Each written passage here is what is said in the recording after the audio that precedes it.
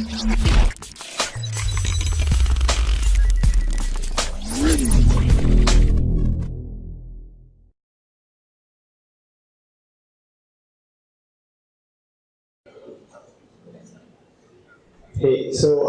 I've been asked to talk about user acquisition, how to scale and acquire new users using Facebook, obviously. Two specific challenges, when it comes to, two challenges that we typically face while acquiring users. One is discoverability, right? There are more than 4 million apps on the App Store, and your app is just one of them. The other challenge is around what is keeping people busy on the internet. This is a quick compilation of what really happens in 1 minute on the internet, right? About 69,000 hours of Netflix is watched, about 819,000 people log on to Facebook, and so forth and so on. So this much of stuff happening on internet in 1 minute, and then you want someone to use your app during that 1 minute, right? So how will people really discover your app? Two quick ways. I won't get into any definitions of this. One is pay money, one is do not pay money. As simple as that, right? So I'll start with organic downloads. And the one factor that really enables organic downloads is the network effect, right? People sharing the content about stuff about your product. So why do people really share? One, express themselves. Your favorite team has won a cricket match, you want to express yourself. Maintain relationships, very important. So my wife expects me to come up with one new recipe, once a month. So I use this app called Little Black Book, and it just comes up with innovative food preparations, and I just keep sharing those and seem intelligent in the family. Help others. Again, an example, right? My cousin in Chennai, he's studying in a school there. So whenever he wants to travel, he will call me up and he will say, ticket book kar do. I open the IRCTC app and do it. So you just try to help others. And then these are a few of the ways that Facebook enables to share content, right, as to what your app does. And it makes it very relevant. For example, you are able to tag yourself so that your friend can see, what you're trying to do within the app and make it interesting. You're trying to share a real story. And you can use a lot of quotes to make the content seem very interesting. The other key piece is just the word of mouth publicity that gives you, right? So one is everything that happens online, but then there's a huge factor that happens offline, which is people influenced by your content and then talk about your app, just like I spoke about Little Black Book app just now. The other way of sharing is using app invites, right? Wherein you see some interesting content in an app, and you want to share that content within the app with your friends. So you send an invite, your friend accepts the invite, and they download the app. What is crucial here is to ensure that when this invite is sent and when your friend receives the invite, he's able to click on the invite and go directly to the specific piece of content. And that is where deep linking has a huge, huge role to play. There are companies out there which have been set up just around deep linking, right? So it's like a very critical thing that we emphasize on in all our client meetings to really, get the deep linking part right to reduce drop-offs. And the famous Uber example, I have stopped asking people in the room how many of you use Uber. I used to do that a few years back. I don't do it anymore because everyone raises their hands, right? This is a famous example, right, where Uber uses to kind of, you can invite your friends to the Uber app, they download and they get a free promotion. And this is what the scale that invites has been able to drive.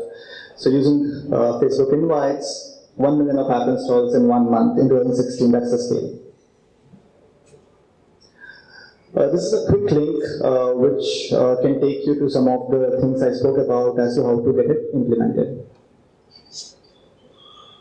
Now coming to the paid downloads bit. So three things that are really important, right? You first kind of because now you're getting into a territory where you are spending your money. So it's very important to understand what value you're getting out of the money, and which is why all our conversations at Facebook with clients start with measurement. We really want to ensure that anyone who spends money on Facebook to acquire users is able to measure the impact of it. To this precision, and this is where probably Facebook, is one of those platforms which is very targeted, which allows you to really target a user base and go after specific traits. And people, and why is this important? We are a people-based platform, right? There are no cookies. When people use Facebook, they're always logged in. They're logged in on the mobile, they're logged in on desktop, on tablets. So we don't have to rely on secondary surrogates like cookie behavior and links, because we have login behavior which authenticates the user, his identity.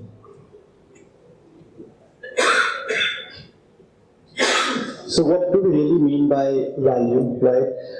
So any form of advertising that you do on Facebook is backed by a business objective, and it does what you pay for, as simple as that. If you have to build awareness, there are very specific objectives that you can go after to drive awareness. This is how an awareness ad will look like. This is called a canvas ad format, wherein a cruise operator is trying to show some exciting stuff and find consumers. This is a very top of the funnel activity where you're just trying to build awareness for your product. Demand generation, right? Where you then, once awareness is built, then you go to demand generation and then try to talk more about your product to ensure that people understand what are the offerings that you have. Three is acquisition. Now that they're aware of the product and they understand the features of the product, you go after getting a user, acquiring the user. And then you go with very specific call to actions like install now, in the case of driving app install, or if it's to impact the sale, it is having a shop now kind of a call to action. And then transaction, which is just kind of ensuring that you're able to monetize. And I just want to share some quick numbers of Facebook in India. These have been released last month. More than 184 million people, monthly active users, out of which about 54% come every single day, which is 99 million users. Now, because I'm talking specifically about driving app installs, I'll talk a little bit about Facebook app ads. So, at a very broad level, Facebook app ads can be thought about in two broad buckets. Ads which help you acquire a user or an install, and ads which help you acquire engagement out of your existing install base. And when it comes to acquiring users, video and carousel are two of the prominent ad formats that help you acquire new users. And we are seeing that increasingly video is just becoming so important, right? The amount of video consumption that is happening is not funny. And those are the numbers, right? Just in a span of 3 years, the percent of video views that came from tablets and smartphones has kind of grown more than 3x. And in India, with few advancements, developments in the telco space, video consumption has just gone out of the park, right? That's how a video ad would look like. Wherein the intention of this video is to have someone come install your app and also interact with content in the app. So the user clicks on the play game call to action, he's taken to the app store, he downloads the app, and then when he launches the app for the first time, he can actually go and see that particular content. This is another ad that a weather channel is using, right? Where this is a carousel ad format. Now coming to engagement, once you have a good enough sizable install base, then you have to ensure that these users are actually coming back to your app and using the product. And why is this important, right? Because people typically tend to uninstall. Uninstall is no longer a huge challenge because people have come to terms with it. So an average Android phone in India would have space for about 4 to 5 heavy apps, over and above, the tens of pre-installed apps that come on the phone. So which means that people will definitely uninstall your app unless you are one of the widely used apps like the Google Maps or probably Facebook or probably WhatsApp right. So otherwise, if it's a transactional app, people are going to uninstall it and you will have to bring them back and they will have to reinstall it.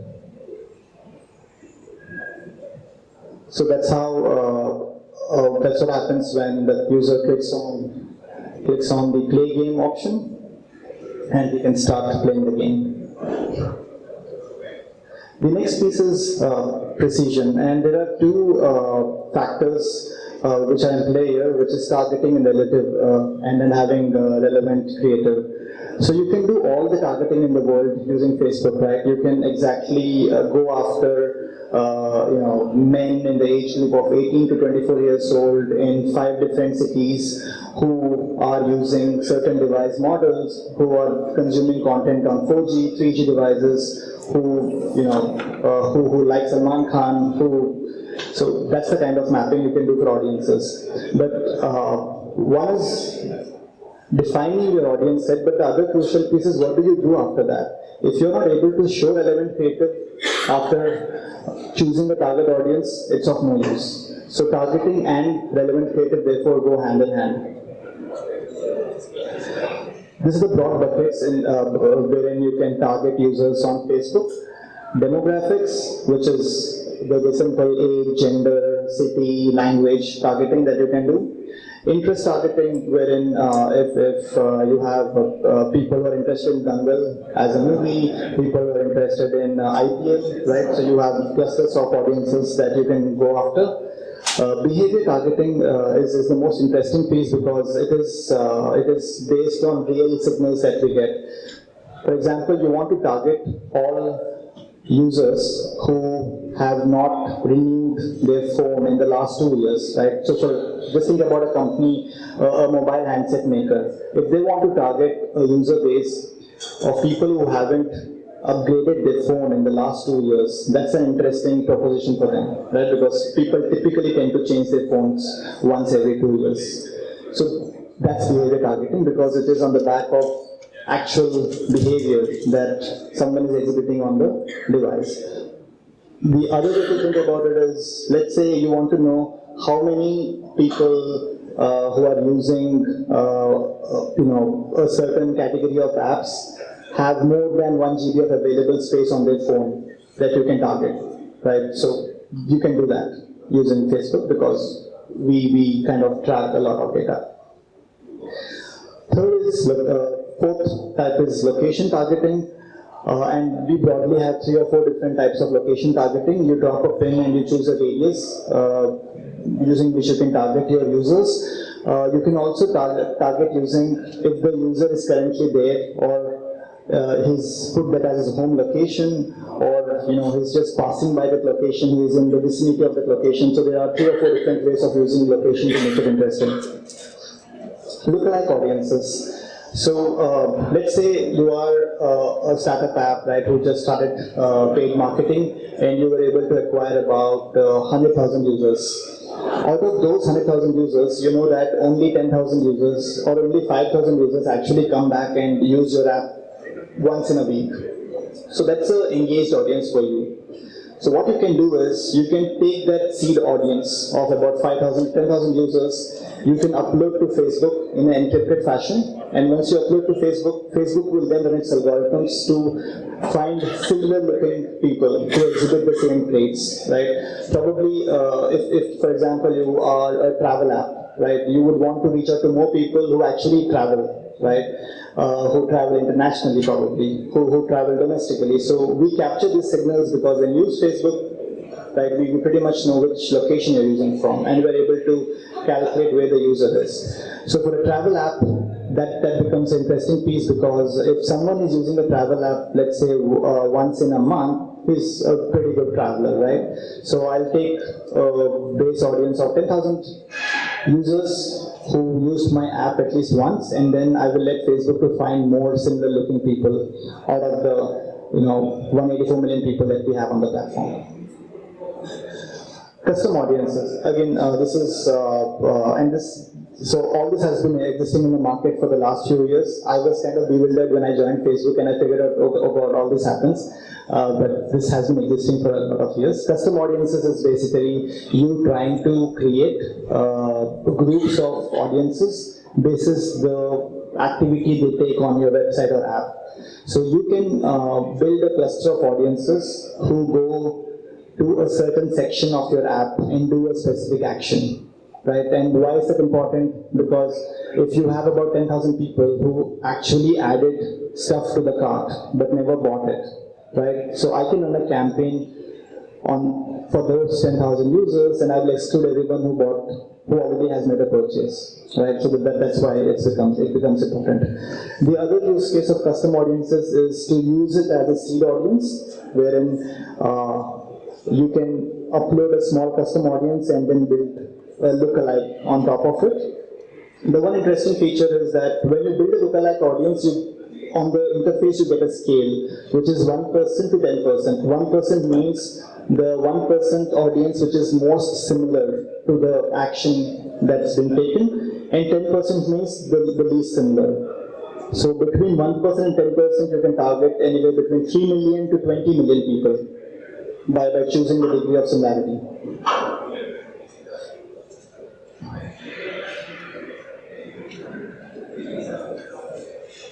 And this is why relevance matters, right? Because you really need to know what that user is all about. Does he enjoy, entertainment?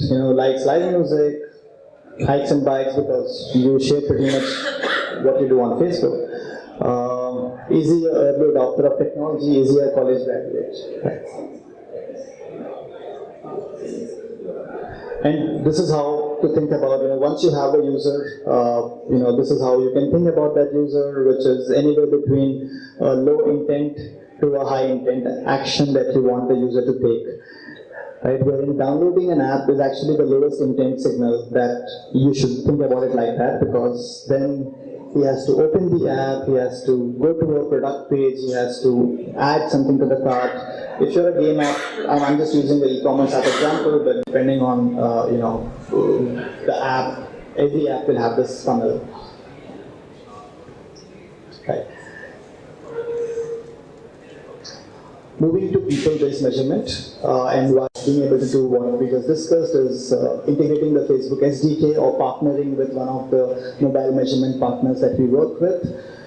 Choose appropriate targeting, use custom lookalike audiences, test, and test. I cannot emphasize more on this because it is just very difficult to get to the right proportion of creative and targeting and what works and what does not work.